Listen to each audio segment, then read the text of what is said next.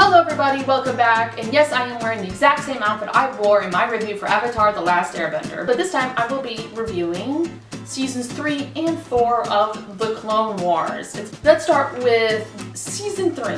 Season 3 opens with 2 clone episodes, and one was very confusing because I thought some of these clones had died in Season 1.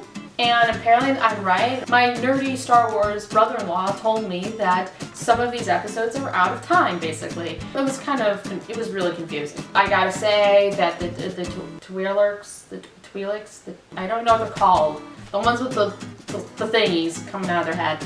They are so ugly. I don't know what happened in the design department in the Clone Wars. They just look kind of weird and monster-like they're deformed in some way. Especially the younger they get. They're supposed to be cuter. They don't look cute. They look even worse. There's something really weird about the proportions and the face and ugh. We see the Duchess again. The actress does a good job and she's actually a good character, but man is she naive. She's so taken aback by corruption. It's like, you're a politician, lady. This is your job. You see it all the time. Come on. Also, in Season 3, the episode Heroes on Both Sides makes absolutely and totally no sense. And I'm going to look at my notes for this. I feel like the Star Wars political realm is whatever Star Wars wants it or needs it to be in the moment, so things are constantly changing.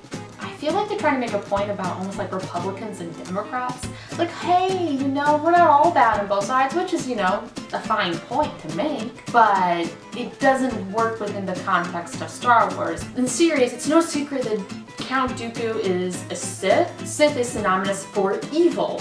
So I don't know how you could be this logical, good human being and side with Count Dooku, which is what they were trying to say about Padme's friend who was on the Separatist Senate. And I didn't even know there was a Separatist Senate until this episode. I didn't know such a thing existed. I think they're maybe trying to play it off as the Separatist senator being deceived, but it never came off that way because Count Dooku and everything he's done is right there in front of your face. He's Sith, he's evil, so what?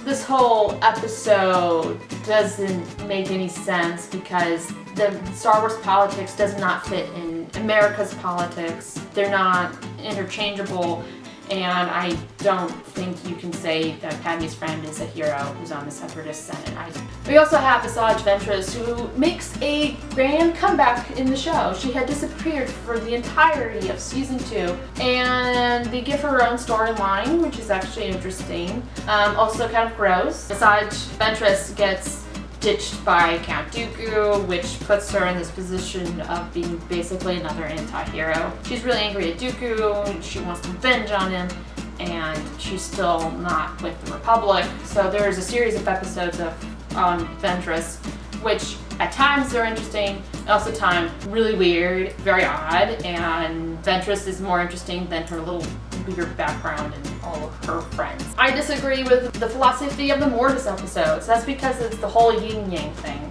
The whole yin-yang philosophy is dumb. Goodness doesn't need to be blemished at all with a hint of evil for you to be perfect or within that right realm. But I still found the episodes pretty interesting. The fight between the darkness-induced Ahsoka versus Anakin and Obi-Wan, that was very interesting. I also really liked Ahsoka's Force vision warning her about Anakin, because I think the audience forgets this, where Anakin kind of has a good heart, but you can't trust him. Totally, yeah. Ahsoka having a Force vision where she's actually being warned about Anakin, this person that she looks up to so much. The Mortis episodes was a very missed opportunity for interesting character building moments, where the things that Ahsoka said when she was not herself, totally. Was there an element of truth to everything that she said? Did she actually hate being called Snips? Did she feel like that Anakin didn't trust her like he should? Everything that she said that was negative towards Anakin should have been feelings that she felt, and I think that would have been interesting. They totally forgot that later on. They forgot everything that Ahsoka said, missed opportunity there for character building. In the last season I mentioned Senate murders where I knew that so-and-so killed so-and-so. Well, they're back. and they're walking around like nothing had happened. I'm like, wait a second, did he rise from the dead? Is no one thinks it's strange that this man is walking about and his murderer's walking about with him, and they're just kind of getting along and nothing has happened? Did everybody get hit on the head the same day? What is this? Apparently it's an out of time episode. I was very confused and I thought it was actually fairly funny. Season 3 has more ups and downs, but it's still good. Oh, the first 3 episodes. I couldn't even finish watching the third one. It was so boring. I could have done without this. Who is this prince? Why is his voice annoying? Why is he so annoying? And he just started giving a friendship is magic speech in a series that I would think that is normally aimed content-wise at young teenagers. Like, what? Why am I watching this? I couldn't finish the episode. I was so bored and I was like, bleh. But after that, season 4 actually gets pretty good again. Well, it starts to get really good. The droid ones were fairly boring. The clone-focused episodes were pretty decent. I already missed our Arceus. For some reason, I thought he was entertaining. Then we get to these episodes where Ahsoka's people were whisked off their planet and were put into slavery, and so they were going to fight this, and they were going to go in disguises. And Ahsoka her disguise was the slave girl. They get to this moment where they don't really want to be in, where Obi-Wan is caught. I guess they want to sell him, and Anakin's just gonna start fighting, and Ahsoka was gonna have his back, and she starts fighting. She gets that lady who's the queen of the planet. She shocks Ahsoka because Ahsoka's wearing a shock collar. And I'm confused as to why she was even wearing a real one. I understand why she'd be wearing a fake one. And if she knew she was wearing a real one, why didn't she take it off before she started fighting people? But those episodes were fairly interesting, I think. Ahsoka falls for an idiot in the Friends in Need episode. I don't like him at all. I feel like his voice is a little grating on me. I don't know why she likes him. What on earth does she see in him? There is nothing there. The most endearing quality that he has is that he's polite, which is not really whatever. She is far too good for him. You know, he had the audacity to say, "We make for a good team." What do you mean we? You didn't do anything, man. You just sat there and you watched her do things. You watched her save your neck more than once. The most he ever did in any of this episode was he shoved what's-his-face. And he ran out of the tent like a stupid coward. Ooh, we made a good team because I shoved somebody once. The episodes where Obi-Wan faked his death were interesting. It was interesting to see how Anakin reacted. It was also kind of interesting to see how Ahsoka was concerned how Anakin was reacting to Obi-Wan's supposed death.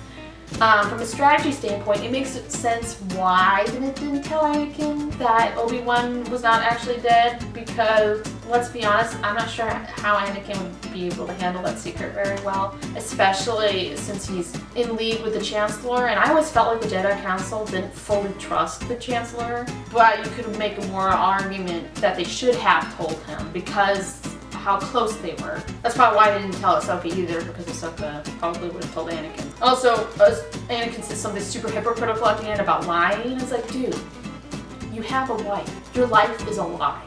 They should have told Anakin, but for it to come out of Anakin's mouth doesn't really make any sense.